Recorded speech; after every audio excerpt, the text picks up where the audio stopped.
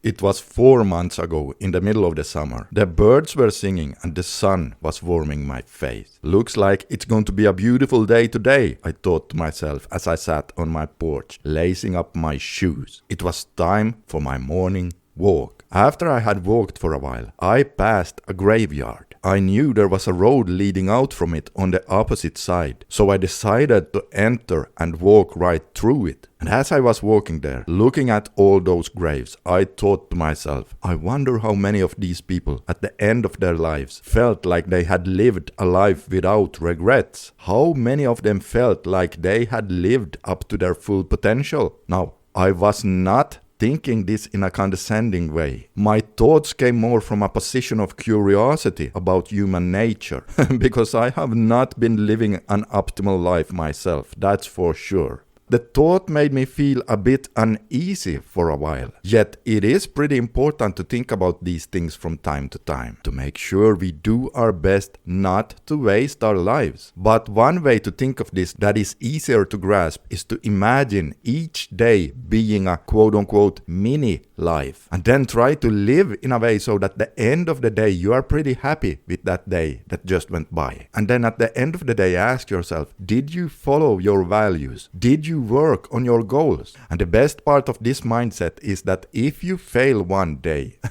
God knows I often fail myself, well then we get to try again the following day. I find that this mindset encouraged me to do both my best while at the same time giving me a lease on life every single morning. So personally, I want about 70% of my days to be filled with meaningful, productive and helpful stuff, while about 30% at the end of my day might include some form of recreation. And with the mindset I just shared, it's pretty easy to come up with your own numbers, because we all have different ideas of what optimal looks like for us. For example, hustle culture is really popular online right now. But if I could make myself work more, I know I would not want a life that is 100% work or even 90% work. That's not something I would look back on at the end of my life being proud of either. Because life is also about building and gaining experiences, not just about achievement. But speaking of working hard, one thing is for sure though. We kind of need to work hard to cut out the things that we know will only lead to regret when our last week on earth arrives and when we look back on our lives. For example, I know of no one who would look back and say, oh man, I wish I would have spent more time locked inside my house, looking at more all kinds of weird and degenerate porn.